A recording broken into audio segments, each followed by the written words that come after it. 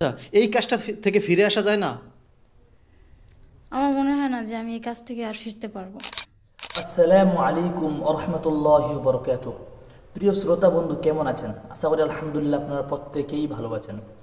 বন্ধুরা, বেশ কিছুদিন ধরে একটা ভিডিও খুবই পরিমাণে ভাইরাল। একজন পতিতালয় মেয়ে, পতিতালয় মেয়ে বেশ কিছুদিন ধরে পতিতালয়ের মধ্যে থেকে অর্থ উপার্জন করছে। মেয়েটার নাম হচ্ছে ফারিয়া আক্তার।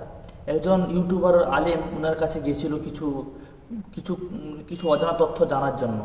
কী কারণে উনি পতিতালয়ে আসতে হয়েছে বা পতিতালয় থেকে অর্থ উপার্জন করতে হচ্ছে, উদ্দেশ্যটা কি, বা আপনাকে জোর জবরদস্তিতে পাঠিয়েছে এখানে নাকি, সমস্ত কিছু বিস্তারিতভাবে জানবো আমরা এই ভিডিওর মাধ্যমে।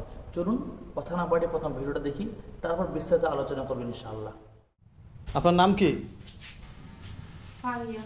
আপনার নাম ফারিয়া? জি। জি। আচ্ছা, আচ্ছা, আপনি এই হোটেলে আসছেন কতদিন যাবত? দৈনিক আসেন না মাসে আসেন না একটানা থাকেন, কিভাবে কি? না, এখানে আমি 2 দিন পর পর আসি। 2 দিন পর পর হ্যাঁ, আসেন? আর থাকি না। আচ্ছা, আপনি একটু বিস্তারিত আপনি একটু জানতে চাই, বলবেন? বলা তো যায়। আপনার জীবন সম্পর্কে, পার্সোনালি কিছু সম্পর্কে, আর এখানে আসা সম্পর্কে, কি পরিমাণে এখনো মানুষ আসতেছে এ সম্পর্কে জানবো। ওকে। আচ্ছা, আপনার নাম তো জানলাম, এখন আপনার জীবন সম্পর্কে, আপনি এই লাইনে কতদিন যাবত আছেন? আমি এই লাইনে প্রায় 1.5 বছর হয়ে যাচ্ছে, বর্তমানে আছি। 1.5 বছর? জি। আচ্ছা, এই 1.5 বছরে আপনি আসার আগে কোন লাইনে ছিলেন, কেমন ছিলেন সেটা একটু বলবেন? আসার আগে মনে করেন আমি ছোটোখাটো একটা জব করতাম। তো যখন আমি জবে ঢুকি, আমার মা অসুস্থ, বলতে গেলে আব্বু নাই, সে আম্মুর কাছে থাকে না। তো আমার পুরো ফ্যামিলির খরচ আমারই চালান লাগতো। তো আমি একা মেয়ে মানুষ, আমার পক্ষে সম্ভব না থাইকা জব করা, তারপরে ঘর ভাড়াটা দিয়ে মানে অনেক খরচা হয়ে যায়। তো যেখানে জব করতাম ওখানেও মানে আমি এমন পরিস্থিতিতে পড়ছি যে উনি যদি ওটা না। এটা ছাড়া অনেক কাজ আছে, এটা ছাড়া আপনি যে কাজটা করতেছেন, এটা ছাড়া অনেকগুলো কাজ আছে, সেই কাজগুলো করলে মানুষ জীবন জীবিকা নির্ভর করে, তাহলে আপনি এই কাজ কেন বেছে নিছেন?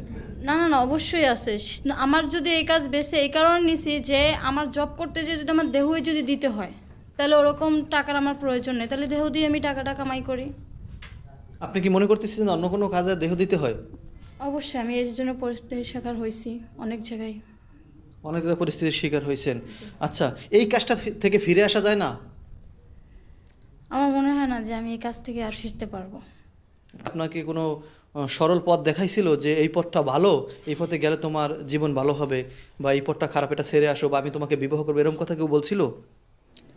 বলছে তো অনেকে, কিন্তু আমি অ্যাকসেপ্ট করি না, কারণ আমি বিশ্বাস করি না। কারণ মানুষটা আমার কাছে আসছে, সে দেখছে আমি এগুলি করি, সে দেখে শুনে কখনো আমাকে গ্রহণ করতো না।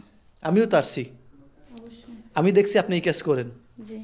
এখন সাপোজ আমি উদাহরণস্বরূপ আপনাকে বলছি, আমি আপনাকে প্রস্তাব দিলাম যে মনে করেন যে না, আপনার একটা সুন্দর জীবন আমি উপহার দেবো, বা আপনাকে আমি বিয়ে করব, ঠিক আছে, আপনাকে ভালো রাখবো, তখন আপনি কি করবেন?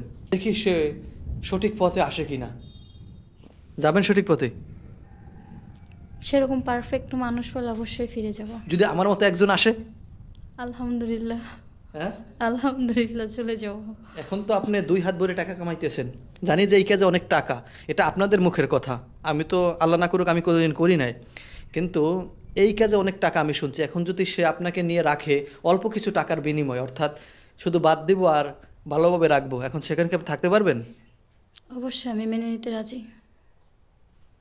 আপনি মেনে নেবেন? জি।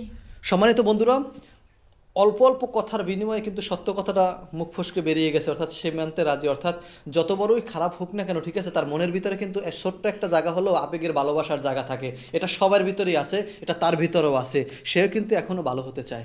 আপনাদের এখানে কি কি নিয়ে আসেন একটু জানতে পারি? যখন আপনারা আসেন হোটেলে, যখন আসেন, কাস্টমারগুলো কি হোটেলে ডাইরেক্ট আসেন না আপনারা নিয়ে আসেন? না, আমরা নিয়ে আসি না, হয়তো আমাদের পার্সোনাল কেউ থাকলে নিয়ে আসি, আর পার্সোনাল না থাকলে ওরাই দিয়ে দেয়। আচ্ছা, আমি একটু পার্সোনাল আরেক কয়েকটা কোশ্চেন করি, হয়তো আপনি মাইন্ডে নেবেন না আশা করি। যে সবার মনের ভিতরে আল্লাহর একটা ভয় আছে, হুম। আপনার মনের ভিতরে সেই ভয়টা আছে? অবশ্যই আছে। আছে? প্রিয় শ্রোতা বন্ধু, আপনারা প্রত্যেকে তো ভিডিওটা দেখলেন। তুই বলুন, দুনিয়াটা কি উন্নতি হলো না অবনতির দিকে গেল? আর একটা মেয়ে দীর্ঘদিন পড়াশোনা লেখা করার পর কতটা পরিমাণে খারাপ লাগলে, কতটা পরিমাণে নিজেকে খারাপ মনে করলে একটা মেয়ে, সতী মেয়ে একটা খারাপ রাস্তাকে বেছে নেয়, ভাবারও কথা নয়, তাই না বন্ধুরা? চলুন, এই পর্যন্ত ছিল ভিডিও। যদি আপনাদের কারো কোনো মন্তব্য থাকে আপনারা কমেন্টে জানাতে পারেন। ভালো লাগে লাইক করবে, কমেন্ট করবে, সাবস্ক্রাইব করে সবসময় যেন সঙ্গে থাকবেন।